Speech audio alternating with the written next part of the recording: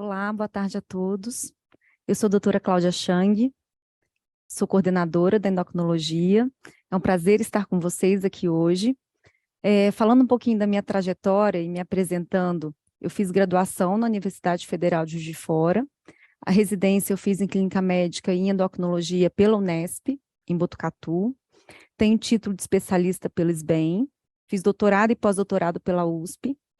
E há 13 anos eu tenho o privilégio de estar à frente da endocrinologia do ISMD, que é um grande orgulho para mim. E hoje estar aqui com vocês, falando um pouquinho do curso, é um grande privilégio. Então, hoje nós vamos abordar nessa aula, né, a endocrinologia como especialidade clínica. Vocês já tiveram aí as outras especialidades, dermatologia, psiquiatria, e um pouquinho de discussão de casos clínicos para vocês terem uma noção da visão da endocrinologia na prática clínica. Então, vamos lá. Pode passar, por favor. O plano de aula, então, eu vou abordar primeiro endocrinologia na prática clínica, o porquê escolher endocrinologia. Vou abordar um pouquinho e falar para vocês sobre o curso de pós-graduação, né? Como é o curso de pós-graduação da faculdade ISMD, o porquê fazer endocrinologia no ISMD, e, por fim, discussão de 3 casos clínicos. Bem, inicialmente, pode passar, parte 1. Por que escolher a endocrinologia como especialidade clínica? Não sei se todos vocês que estão aqui comigo hoje já estão certos da especialidade, se ainda estão em dúvida em relação a alguma outra especialidade clínica, mas o que norteia a endocrinologia? Próximo. A endocrinologia, hoje, ela é uma especialidade com maior demanda em todo o mundo. Ela tem uma demanda crescente em todo o mundo, e eu acho que, assim, pelos dados, né, pelos números, fica fácil da gente entender. Hoje, as doenças metabólicas, elas têm elevado no mundo todo. Para a gente ter uma noção, mais da metade da população brasileira, conforme a última análise epidemiológica, estaria acima do peso. Então, a endocrinologia, ela abrange toda essa parte metabólica. Então, sim, é uma das especialidades com maior demanda em todo o mundo. Agora, uma coisa muito interessante da endocrinologia, ela tem uma interface com diversas especialidades clínicas. Então, você vai ter uma interface da endocrinologia com a cardiologia, você vai ter uma interface com a gastroenterologia, com a pneumologia. Então, para você conseguir dominar a endocrinologia, você tem que ter uma noção ampla de toda a clínica médica. E isso é uma coisa que, assim, realmente encanta na especialidade. E além disso, assim, a endocrinologia ela tem diversas áreas de atuação. Então, embora a obesidade, né, seja algo que toda vez que a gente fala em endocrinologia, a gente faz um paralelo, a gente tem outras sub-áreas de atuação dentro da endocrinologia que permite uma ampla gama de atuação clínica. Próximo. E aí, aonde que esse profissional que optou pela endocrinologia, que escolheu a endocrinologia, ele pode atuar? No âmbito ambulatorial, né, com certeza a endocrinologia é uma especialidade eminentemente clínica ambulatorial, e aí níveis de atenção primária, secundária, terciária em saúde. Existe atuação da endocrinologia no âmbito hospitalar, né? Então você tem aquele paciente que internou com cetoacidose diabética, você tem aquele paciente que internou para investigação de um quadro de doença de Cushing. Então você tem também essa atuação a nível hospitalar, e você ainda tem a atuação da endocrinologia no meio acadêmico, né? Hoje, com muito orgulho, eu tenho ex-alunos que foram para o meio acadêmico, que hoje são professores de universidades, que fizeram mestrado, que fizeram doutorado. Então, eu também tenho essa atuação dentro da endocrinologia voltada para pesquisa. Próximo. E aí, dentro dessas sub-áreas, né? Então, assim, obesidade, tireoide, diabetes, dislipidemia, síndrome metabólica. Eu tenho ainda atuação da endocrinologia em doenças adrenais, neuroendocrinologia, gônadas, né? A mulher na menopausa, o homem que tem um quadro de deficiência hormonal, cálcio e doenças osteometabólicas, né? Então, é uma área de atuação que vem crescendo muito dentro da endocrinologia. Então, percebam como é uma área que abrange diversas sub-áreas. E isso permite para o endocrinologista uma atuação não só do ponto de vista específico com relação a doenças comuns e doenças raras, mas também e principalmente avaliar e enxergar esse paciente como um todo. Eu acho que esse é o grande diferencial da especialidade. Próximo. E aí vocês vão me falar, poxa vida, mas endocrinologia ela é uma especialidade complexa? Pode passar, Bruno. Simples. Como que você nortearia isso? A endocrinologia, você pode ter uma percepção de que seria uma especialidade simples, mas a partir do momento que você aprofunda o conhecimento, quanto mais eu brinco com os alunos, né? Quanto mais você estuda, mais você percebe que ainda não sabe o suficiente. Então, isso é algo que motiva a cada vez estar buscando mais. Então, se vocês me perguntassem, né, qual que é o perfil, né, do médico que acabou de fazer a faculdade, que acabou de se graduar, que está indeciso se vai para endocrinologia ou não. Ela é uma especialidade que você tem que ter o acolhimento ao paciente, então a relação médico-paciente ela é fundamental nesse processo, e ela é uma especialidade, e isso é muito importante, essa percepção. A endocrinologia ela é complexa e ela muda muito o tempo todo. Então, esse profissional que opta por essa especialidade, ele tem que entender que ele nunca mais vai parar de estudar.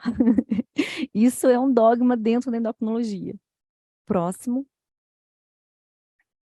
E aí, né? Quais seriam as expectativas?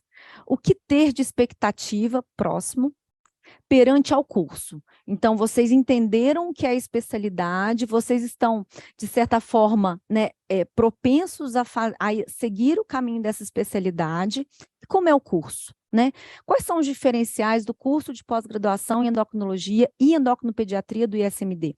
Porque hoje nós temos os dois cursos. A gente tem um curso voltado para endocrinologia e o curso voltado para endocrinopediatria. Vou falar um pouquinho mais para vocês, por favor.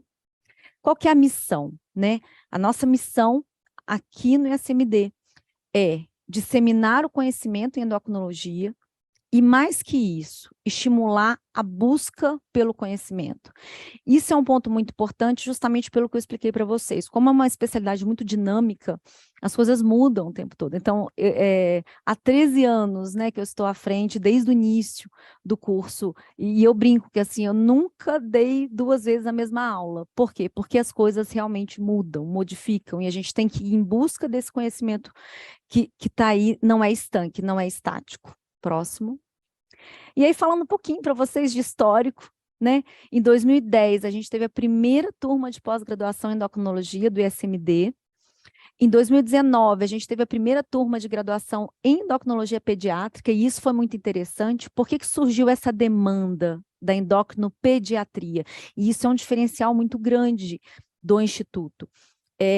No decorrer dos anos, a gente foi tendo um número crescente de alunos dentro da endocrinologia que eram pediatras e queriam se subespecializar na endocrinologia e entravam no curso regular que a gente tinha. Só que, qual que foi a percepção nesse sentido? Embora o curso dê uma bagagem enorme, ele não era uma bagagem voltada para a endocrinopediatria. Então, a partir de 2019, a gente, né, vem com essa nova proposta de fazer um curso voltado para endocrinopediatria, tanto aberto para pediatras como para clínicos que querem, na verdade, se subespecializar dentro dessa área, né, dentro da endocrinopediatria. E aí isso foi uma conquista muito grande e é muito gratificante. E esse ano, então, daqui a alguns, né, meses, e agora a gente está indo para a 17ª turma de endocrinologia e a 5ª turma de endocrinopediatria. E seria um prazer muito grande ter alguns de vocês que estão aqui hoje comigo fazendo essa história. Próximo. Como que o curso é estruturado? O curso ele é estruturado em módulos, né? Então, a gente tem os módulos temáticos, então tem módulo de tireoide, módulo de obesidade, módulo de neuroendócrino. Muitas vezes, uma ou outra aula a gente encaixa dentro desses módulos teóricos. Essa abordagem teórica ela é uma abordagem muito ampla. Então, assim, a gente vai esmiuçar cada um dos temas e dos subtemas. Além disso, a gente tem uma parte prática que é um diferencial muito grande. A gente tem os ambulatórios práticos de atendimento ao paciente, em que os alunos atendem, os preceptores discutem. Isso ocorre em todos os anos do curso, então é um grande diferencial. Além disso, a gente tem os ambulatórios extras opcionais, que esse aluno que entra no curso, ele tem a possibilidade de fazer, né? A gente tem um ambulatório extra opcional específico de diabetes, então, que aí a abordagem é direcionada e ampla nesse sentido. E, além disso, tem a parte teórico-prática, que são as discussões de casos, é quando a gente traz para a teoria parte da prática e consegue, com isso, discutir com vocês. Eu vou dar um pequeno exemplo aqui hoje, daqui a pouco. Próximo. E aí vocês me perguntam, qual que é o diferencial, né? Qual que é o grande diferencial do curso da endocrinologia e da endocrinopediatria do ISMD? Sem sombra de dúvidas, a estrutura do curso é um grande diferencial, né? O curso ele é voltado para abranger as principais áreas dentro da especialidade. É lógico que a gente nunca vai esgotar, isso é impossível, né, em qualquer âmbito, mas esse é o nosso papel. O corpo docente ele é um outro diferencial enorme. Por quê? Porque a gente tem o corpo docente hoje dentro do instituto, dentro da endocrinologia e da endocrinopediatria, preceptores, professores das diversas faculdades. Então tem os preceptores da USP, da Unifesp, da Santa Casa, da Unesp. Então isso proporciona ao aluno uma visão muito ampla, e isso é um grande diferencial, né? E esses preceptores todos, o que move é a paixão pelo ensino. Então, e isso os alunos percebem, né, durante as aulas, durante as discussões. E um outro grande diferencial do curso é a possibilidade de continuar no processo de aprendizado.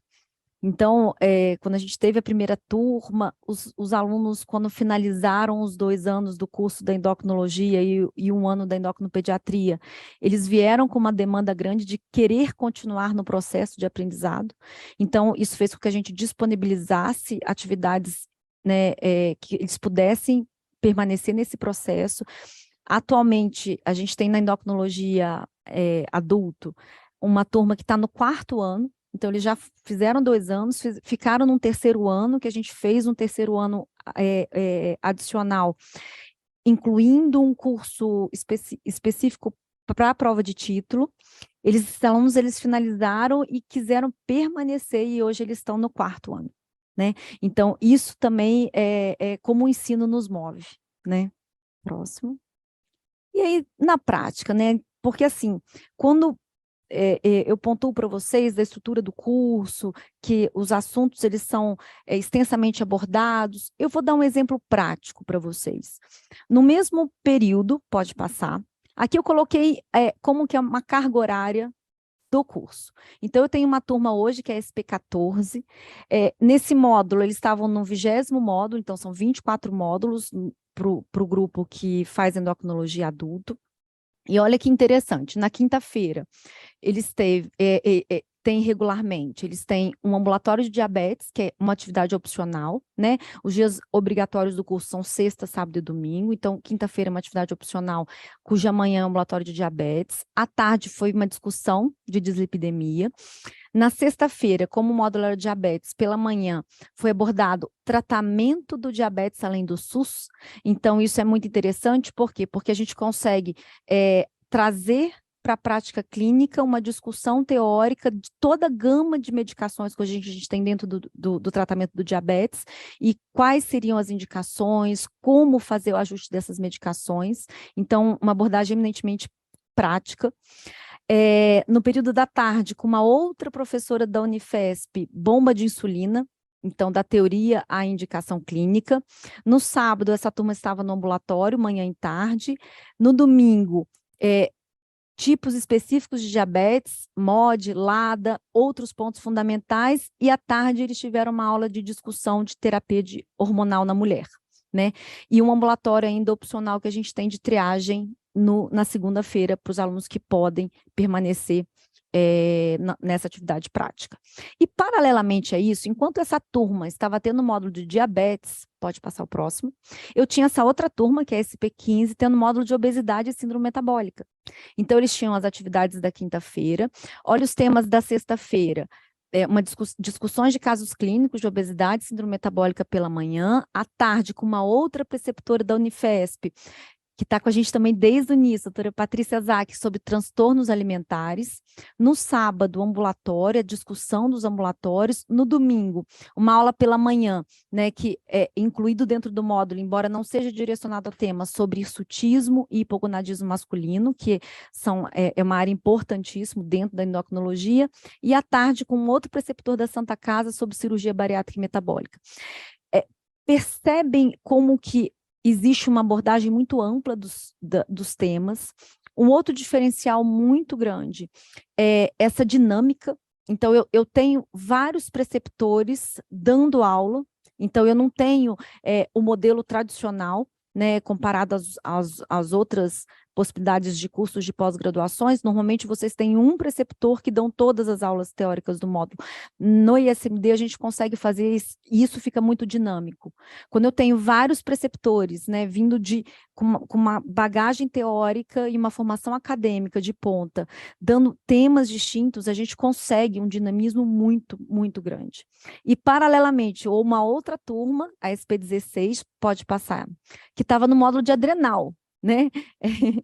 Que é um módulo, um tema mais intenso, mais difícil, mas que é dado tanto no primeiro ano como no segundo ano, em que se aborda desde a fisiologia, olha no sábado de manhã, as principais comorbidades adrenais, à tarde no sábado, incidentaloma, carcinoma, é uma aula que eu adoro dar, hiperaldosteronismo, feocromocitoma, no domingo, abordagem de Cushing, insuficiência adrenal, e no domingo à tarde, discussão de casos clínicos. E aí, paralelamente, o ambulatório, atividade opcional de quinta. Então, percebem que eu tenho atividades simultâneas e uma estrutura muito grande, independente da turma ou do período que essa turma esteja. E, enquanto isso, a endocrinopediatria, pode passar o próximo, por favor, Bruno. Estava no módulo 7, que é o módulo de diabetes da endocrinopediatria, em que foi dado na sexta-feira de manhã fisiologia e classificação dos principais conceitos em diabetes, à tarde sobre DM1, sábado de manhã sobre cetoacidose e sábado à tarde casos clínicos em diabetes. E o interessante é que para endocrinopediatria, por exemplo, a gente tem esse módulo falando sobre abordagem geral do diabetes e depois eu tenho o módulo 8 que é só sobre bomba de insulina. Por quê? Porque dentro da endocrinopediatria isso é um grande diferencial. Né? E aí também tem as atividades do ambulatório, discussão de casos clínicos, discussão de casos, que é uma atividade opcional que a gente faz na quinta-feira, que antecede ao módulo. Então, com isso, vocês percebam como que a gente consegue, numa estruturação ampla, do ponto de vista teórico, abordar a endocrinologia como um todo. Né?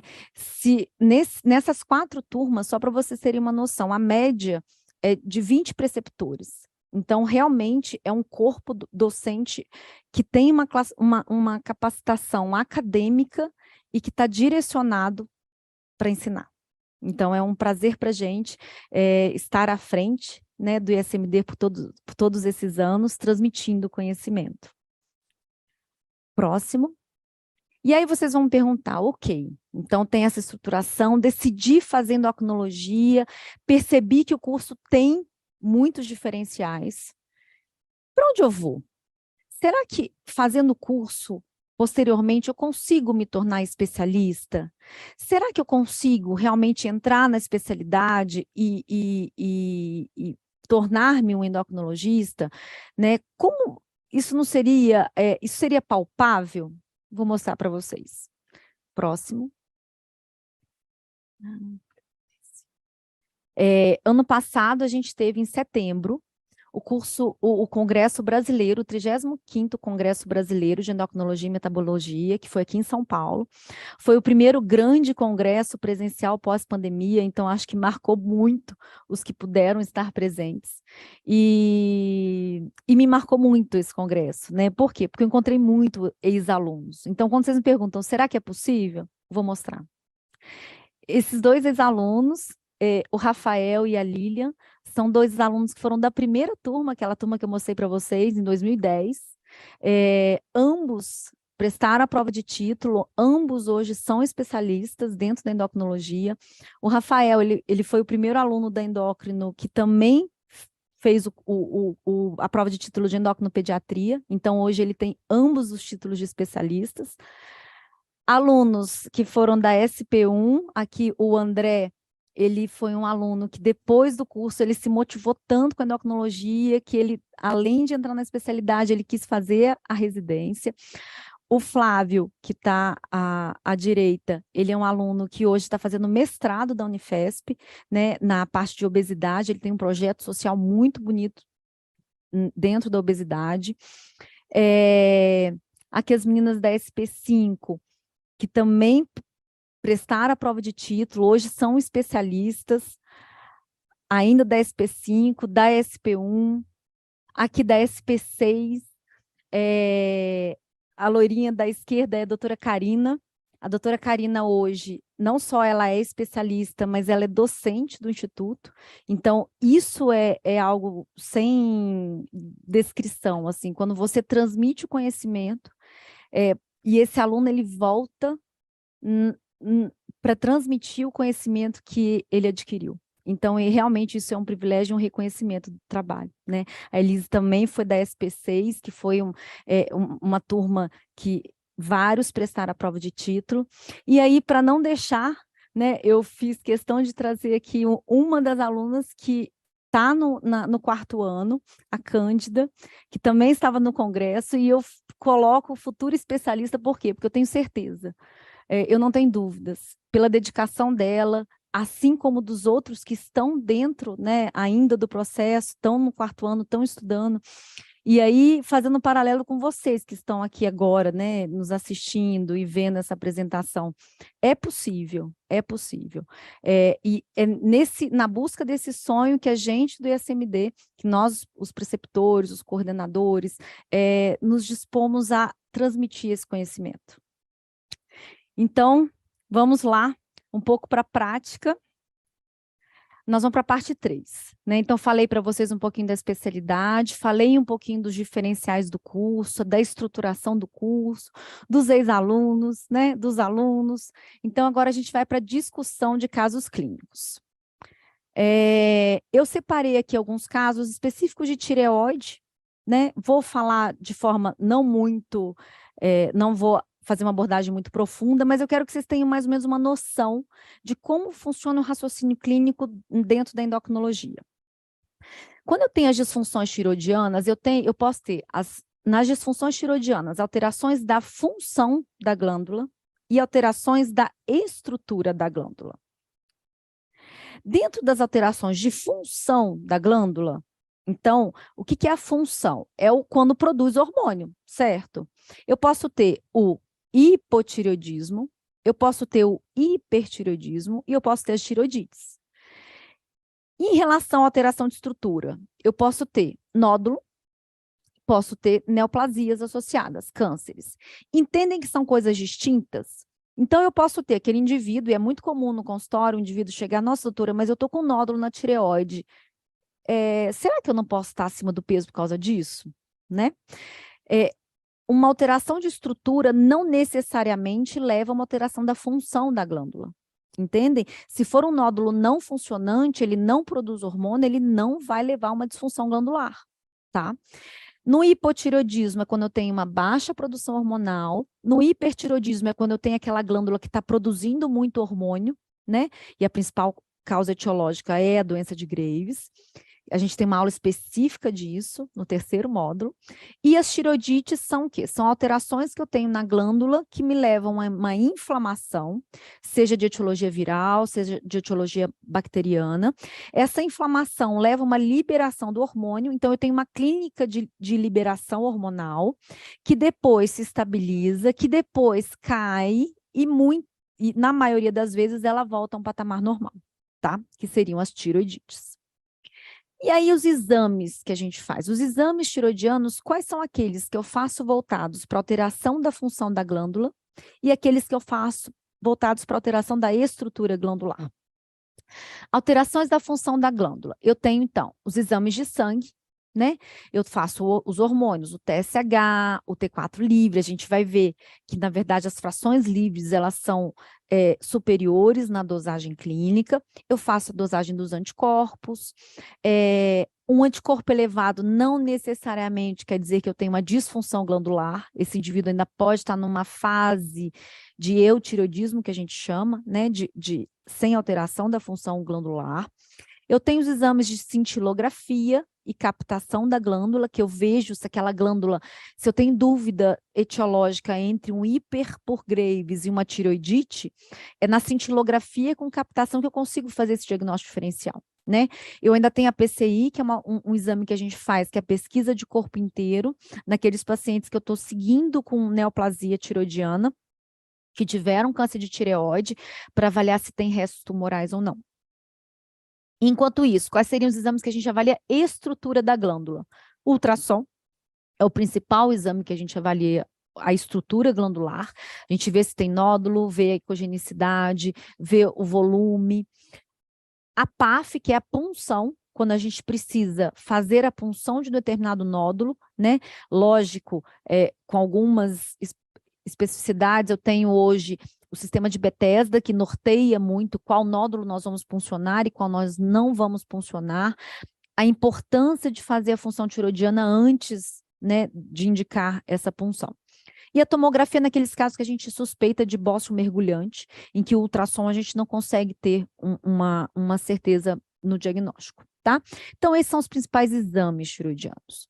E aí eu pergunto para vocês que estão aqui comigo, qual exame, se você puder escolher um exame de triagem para avaliar a disfunção tiroidiana, qual exame você escolheria, né?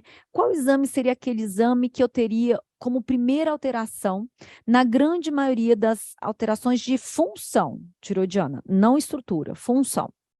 TSH, né? O TSH, ele aponta a grande maioria das disfunções tiroidianas. Ele só vai falhar naqueles casos em que eu tenho a disfunção hipotalâmica ou hipofisária, mas que são raros, na grande maioria das disfunções glandulares, o distúrbio é primário da glândula, o problema está na tireoide, né? Quando o problema não estiver na tireoide, eu tenho um paciente que eu já tenho, né, ou é um paciente que já acompanha por um adenoma hipofisário, ou eu já dei o diagnóstico de um prolactinoma, aí sim, só com TSH eu não consigo nortear o diagnóstico. E o T3 e T4, em termos de atenção primária, e screening, a gente pediria depois que eu tenho uma alteração de TSH. E aí nós vamos ver um pouquinho mais para frente, usualmente a gente faz a fração livre. Por quê? Porque a total tem algumas especificidades que para um exame de screening não seria relevante. Então, o T4 livre, ele é o principal exame que entra aí subsidiário depois que a gente faz ou tem alguma alteração de TSH. Então, eu vou colocar um casinho aqui para a gente ir fazendo um raciocínio clínico dentro disso, de disfunções tiroidianas. LCC, sexo feminino, 29 anos, apresentando queixa de dispneia, cansaço, unhas quebradiças e queda de cabelos há 6 meses. Então, uma paciente jovem, com queixas gerais, cansaço, fraqueza, né, queda de cabelo, traz exames que realizou na UBS, pois seu médico suspeitou de hipotireoidismo. Para vocês faz sentido, frente a essas queixas clínicas, pensar em hipotireoidismo? Sim, sim, ele é um diagnóstico diferencial, né? No segundo módulo da endocrinologia adulta, eu coloco uma aula que são as principais queixas clínicas dentro da endocrinologia. Cansaço e fadiga é uma queixa clínica, né? E hipotireoidismo acaba sendo uma das hipóteses que a gente realmente faz. E aí ela fez esse exame laboratorial, um TSH de 22, então é um TSH elevado, com T4 livre de 0,6. Que quadro é esse, gente? Qual que é o diagnóstico que eu tenho com base nessa dosagem laboratorial? Um hipotireoidismo, né? Um hipotireoidismo. Agora, qual que é a diferença do hipotireoidismo para o hipotireoidismo subclínico, né? Qual que seria a diferença? A diferença, ela é laboratorial, tá? Muitas vezes é comum fazer uma confusão, o subclínico ainda não tem clínica, não necessariamente, eu posso ter. Então, é basicamente laboratorial a definição. Quando eu tenho um TSH elevado com T4 livre normal, eu tenho um hipotireoidismo subclínico. Quando eu tenho um TSH elevado com T4 livre baixo, eu tenho hipotireoidismo, como é o caso dessa paciente. Ela veio com TSH de 22 com T4 livre de 0,6. Então, por definição, hipotireoidismo é deficiência na produção ou na ação dos hormônios tireoidianos, levando à redução dos processos metabólicos. Olha que interessante, deficiência na produção. Ok, a tireoide não está produzindo da forma suficiente, mas eu posso ter hipotireoidismo porque eu tenho um hormônio, mas ele não age direito? Sim. É a chamada síndrome da resistência ao hormônio tireoidiano. Isso a gente aborda bem dentro da endocrinologia, mas é uma síndrome rara, mas a gente sempre tem que lembrar no diagnóstico diferencial. Entendendo um pouquinho, né, por que o TSH eleva? Né? Por que ele é o primeiro a elevar? Na grande maioria dos casos, o problema vai estar na tireoide. Como que é o eixo? Eu tenho o hipotálamo lá em cima, que produz o TRH, que estimula a hipófise a produzir o TSH, que estimula a tireoide a produzir os hormônios. E são esses hormônios que voltam e fazem o feedback negativo, tanto com a hipófise, que é o que a gente chama de feedback de alça curta, como com o hipotálamo, que é o feedback de alça longa. Quando eu tenho um problema na tireoide, o que acontece? A minha hipófise vai tentar produzir mais hormônio, né? Ela vai produzir mais hormônio para tentar estimular aquela tireoide. Por isso que TSH é o primeiro a subir. Isso acontece na grande maioria dos casos, né? Que é o quadro etiológico de hipotireoidismo primário. O problema principal está na glândula-alvo, na tireoide. Mas eu ainda tenho os casos que o problema está na hipófise, que é o hipotireoidismo secundário, e eu ainda posso ter ainda o problema no hipotálamo, que é o hipotireoidismo terciário. De uma forma geral, a gente pode denominar tanto o problema na hipófise como no hipotálamo como central. Então, eu tenho hipotireoidismo central ou primário, que é quando é na glândula tireoidiana.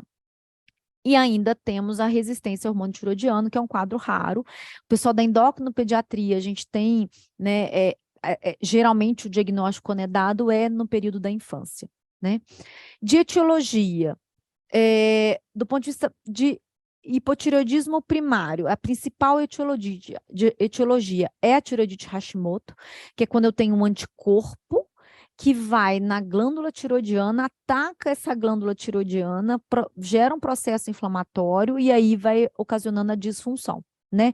Mas ainda tem outras causas. Eu posso ter hipotireoidismo primário por tireoidite subaguda, por disgenesia glandular, iatrogênica, que é uma causa muito comum naquele paciente que está em tratamento do hipertireoidismo, né, por doença de Graves, que eu faço, seja droga, seja tratamento medicamentoso com tapazol, ou seja iodoterapia, eu posso levar ao hipotireoidismo, né?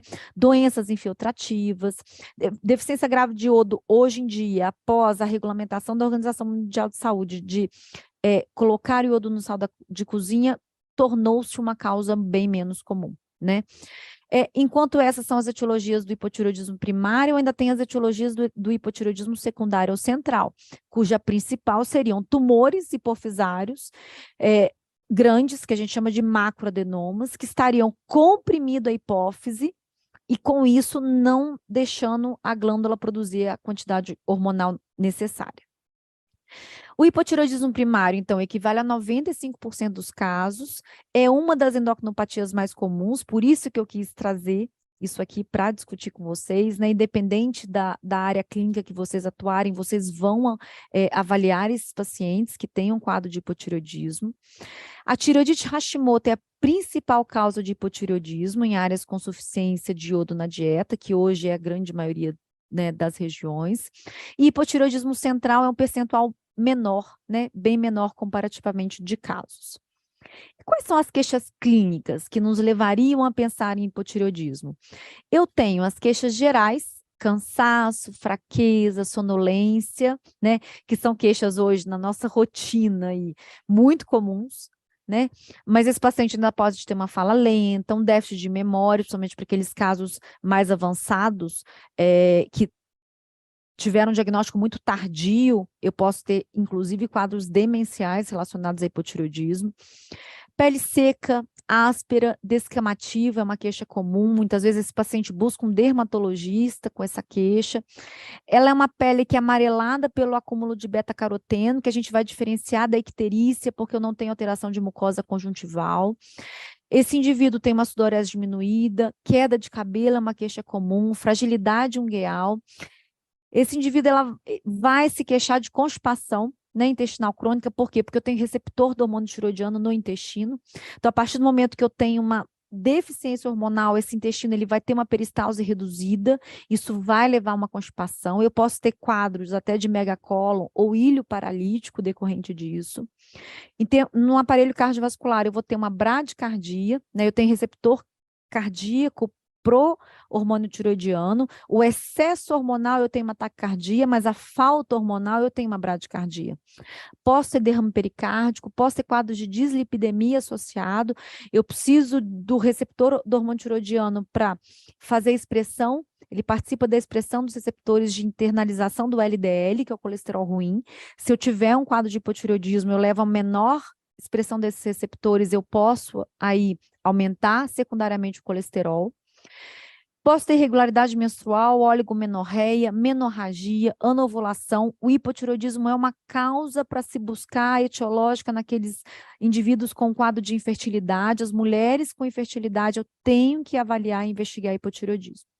Do ponto de vista do sistema hematopoético, eu tenho anemia, né? E o interessante no hipotireoidismo, eu posso ter os 3 tipos de anemia. Eu posso ter anemia ferropriva, eu posso ter anemia normo-normo de doença crônica e eu posso ainda ter uma anemia macrocítica ou megaloblástica, quando eu tenho associação de doenças autoimunes, então eu tenho o hipotireoidismo com anticorpo contra a tireoide e também tenho anticorpo contra a célula parietal gástrica e aí eu tenho uma deficiência de B12 associada. Então, além disso, eu tenho alguns sinais clínicos, madarose, que é a perda do terço, né, distal da sobrancelha, macroglossia, por acúmulo de glicosaminoglicano, eu posso ter edema palpebral, hiporreflexia profunda, principalmente no reflexo aquileu, e em casos extremos, mixedema e demência. Então, entendem que é um quadro clínico que eu posso ter diversas manifestações, né? E o diagnóstico, de certeza, ele é dado com a análise laboratorial. Então, eu tenho de sindrômico o hipotireoidismo, o diagnóstico, essa paciente ela já trouxe o exame, né, no TSH elevado, com T4 livre baixo. E etiologia, né? Por que essa paciente tem o quadro de hipotireoidismo? Se vocês pudessem escolher um exame para esclarecer a etiologia dessa paciente, qual que vocês escolheriam? Pensem comigo. O ideal para a gente fazer, eu não falei para vocês que o principal diagnóstico etiológico é a tireoide de Hashimoto, em que eu tenho elevação de anticorpo. Então, o anticorpo, a dosagem do anti-TPO, ele seria o principal exame em seguida a ser feito na busca etiológica desse quadro do hipotireoidismo, tá? Então, seria um quadro de hipotireoidismo, a principal causa etiológica é a tireoidite Hashimoto. Ela é mais prevalente em mulheres, na faixa etária de 30 a 50 anos, mas quanto mais avança a idade, maior a prevalência. Por quê? Porque eu tenho maior exposição, né, à autoimunidade. E ela é uma doença tiroidiana autoimune. Então, eu tenho sempre que lembrar a possibilidade de outras doenças associadas também de natureza autoimune, que é o que a gente chama de síndrome poliglandular autoimune. O que acontece na tireoide de Hashimoto? Eu tenho um anticorpo que se liga ao receptor do TSH, que teoricamente viria da hipófise para estimular essa glândula a produzir o hormônio. Esse anticorpo, ele ocupa o receptor e não deixa o TSH se ligar. Então, ele funciona como um antagonista. Então, essa glândula ela vai cursando por uma disfunção, né? Ela não vai conseguir ser estimulada da forma adequada. O anticorpo anti-TPO, são encontrados em títulos elevados em cerca de 80% a 99% dos pacientes, depende da série, estudo e da metodologia laboratorial empregada. E o anticorpo antitireoglobulina, ele é detectado até em 60% dos casos, né? Na ultrassonografia, a gente tem algumas características típicas do hipotireoidismo, alteração de ecogenicidade. Num primeiro momento, eu posso ter um aumento do volume glandular no início do quadro inflamatório, no início da tireoidite, mas em quadros mais tardios eu tenho uma atrofia da glândula. Só um adendo na endocrinologia, no segundo ano, a gente tem uma aula específica só sobre ultrassom de tireoide, né? De achado patognomônico do ponto de vista histológico, a gente tem células grandes com núcleo hipercromático, vacuolizado, que são as células de Hürtel, e também tem folículos, né?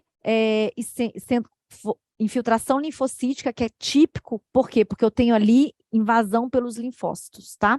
Então, isso é típico da tireoidite de Hashimoto. E como que nós vamos tratar? Como que a gente vai tratar essa paciente que chegou com 29 anos, queixando de cansaço, falta de disposição, sonolência, queda de cabelo? Uma vez confirmado o diagnóstico, a gente vai entrar com o tratamento, né? No hipotireoidismo clínico, a gente já está autorizado a entrar com tratamento. No hipotireoidismo subclínico, eu vou mostrar para vocês, é muito importante, antes de iniciar o tratamento, repetir, confirmar essa alteração laboratorial. Então, o tratamento padrão ouro é a levotiroxina sódica. Esse indivíduo tem que tomar o remédio, a medicação em jejum. Gente, isso é muito importante. Às vezes, a gente tem pacientes que têm anos e anos de tratamento e não faz o uso da levotiroxina da forma correta, né? A dose, ela varia. A dose média para controle do hipotireoidismo é de 1,6 a 1,8 micrograma quilo dia para adultos. E o início do tratamento, a gente tem que ter alguns cuidados, principalmente com idosos cardiopatas, entrar com doses menores, né? E aí, como que a gente faz? No hipotireoidismo, a gente entra com doses menores e vai aumentando, vai ajustando. Já fazendo um paralelo no hiper por Graves, que a gente entra com tapazol, a gente entra com doses altas e vai reduzindo, tá? E qual que é a meta, né? É muito importante, quando for prescrita essa medicação, além do jejum, esse indivíduo ele tem que estar ciente que ele tem que aguardar meia hora para comer. Por quê? Por que isso acontece? Ah, doutora, mas eu acordo com fome. Se ele tomar o remédio, o hormônio tiroidiano, e comer em menos de meia hora, eu vou ter uma variabilidade muito grande na absorção daquele hormônio. E isso pode dificultar muito o controle desse paciente. Então, ele tem que entender que é meia hora para comer, meia hora para a maioria das medicações, embora algumas medicações, eu vou mostrar para vocês, eu preciso de um tempo maior de jejum, tá? E qual que é a nossa meta? Como que eu vou querer que esse hormônio desse paciente fique? Eu quero o TSH dentro da faixa de normalidade. Essa faixa vai variar um pouquinho conforme a faixa etária desse indivíduo, né? Indivíduos com menos de 60 anos, a gente otimiza para mediana, então um TSH por volta de 2,5, mas com o avançar da idade, a gente permite um TSH um pouquinho mais elevado, tá? E aí, essa paciente, então, você deu o diagnóstico, né? Você suspeitou clinicamente, fez o diagnóstico laboratorial, fez os exames de imagem. Eu não faço, tá? Aqueles achados que eu mostrei para vocês, anatopatológicos, eles são típicos, mas a gente não faz para confirmação do diagnóstico. O diagnóstico é clínico laboratorial. E essa paciente, você entrou com tratamento. E ela volta. Ela volta usando a medicação, usando a levotiroxina. A dose que estava de 100 microgramas equivaleria a 1,6 microgramas quilo dia, então está dentro da faixa que a gente espera que controle do ponto de vista hormonal. E ela volta com esse painel hormonal, um TSH de 7,8, que ainda não estaria controlado, e um T4 livre de 0,8, que estaria dentro do normal. O que vocês pensam com esse exame laboratorial? Eu tenho uma paciente que está controlada do ponto de vista medicamentoso? Não. Por quê? Porque o TSH dela ainda está elevado. Esse parâmetro aqui laboratorial me fala o quê? Que ainda está faltando hormônio, que ainda está faltando. E aí, olha que curioso, devido à grande tristeza e cansaço, havia passado em diversos médicos, estava em uso regular de sertralina, também foi entrado com carbonato de cálcio para essa paciente. Ela referia uma dispepsia de longa data que também foi associado ao uso do omeprazol, um bloqueador de bomba, que ela estava usando por conta própria. E, além disso, teria interesse em engravidar nos próximos meses. Isso daqui é um dado muito importante, gente. Na endocrinologia, para endocrinologia adulta, a gente tem uma aula específica de endocrinopatias e gestação, e tireopatias e gestação também, e é muito importante, quando eu tenho uma mulher que tem um quadro de hipotireoidismo e que quer engravidar, a meta de TSH para essa mulher muda. Então, eu não posso deixar que essa mulher engravide com TSH elevado, tá? Então, esse é um dado muito importante. Então, quando você está frente a um paciente que você estabeleceu o tratamento, está com uma dose que você acredita que seria uma dose suficiente para controlar. E ela vem com TSH ainda elevado, o primeiro passo é checar a aderência, né? A grande maioria das vezes a gente sabe, assim, é uma doença crônica, é difícil para o paciente tomar regularmente todo dia. Muitos pacientes falam que estão tomando e, na verdade, não estão. Então, a primeira coisa que você precisa fazer é checar a aderência. Se o paciente está tomando realmente todos os dias, às vezes são 7 dias na semana. Tem paciente que toma 5 e acha que está tomando direito. Entendem isso? Então, é checar a aderência, checar se está realmente em jejum. Se não está tomando remédio e comendo, e avaliar causas desabsortivas, ok? Essa paciente em especial, ela também estava usando o carbonato de cálcio e o omeprazol, não foi que a gente viu? E a sertralina. Olha que coisa interessante. Ela estava usando algumas medicações que interferem no metabolismo do hormônio tiroidiano, da droga. Eu tenho o carbonato de cálcio e o omeprazol, que reduz a absorção do hormônio, e eu tenho a sertralina, que aumenta a depuração hepática de T4 e T3. Então, aqui a gente entendeu. Aqui a gente entendeu que essa paciente provavelmente está ainda com a disfunção glandular, né, ainda não controlou, porque ela está usando de uma forma inadequada medicações que estão alterando essa parte hormonal, tá? Então, é muito importante. Mensagens finais desse casinho que eu queria colocar aqui para vocês entenderem um pouco como que é a dinâmica de discussão. É muito importante fazer o screening clínico e laboratorial dos pacientes, né? Entender aquele paciente que pode ter o hipotireoidismo como diagnóstico, fazer os exames direcionados para fazer esse diagnóstico, orientar a forma correta de tratamento.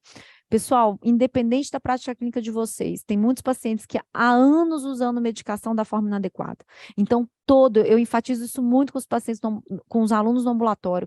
Toda consulta você tem que perguntar como o paciente está tomando o remédio e orientar da forma correta, tá? E a importância de seguimento e monitorização regular. Eu tinha planejado alguns outros casos, infelizmente não vai dar tempo, né? Estourou um pouquinho aí o meu prazo. Eu só queria finalizar com uma reflexão para vocês que ficaram aqui comigo, que eu gosto muito e que vem a calhar nesse dia de hoje para vocês que estão aqui, né? Que é uma reflexão de Oliver Holmes. O mais importante da vida não é aonde estamos, mas a direção para a qual nos movemos, né? É um prazer para mim estar aqui hoje com vocês, explicando um pouquinho mais a especialidade, explicando um pouco mais do curso, e seria um prazer tê-los dentro da endocrinologia. Muito obrigada.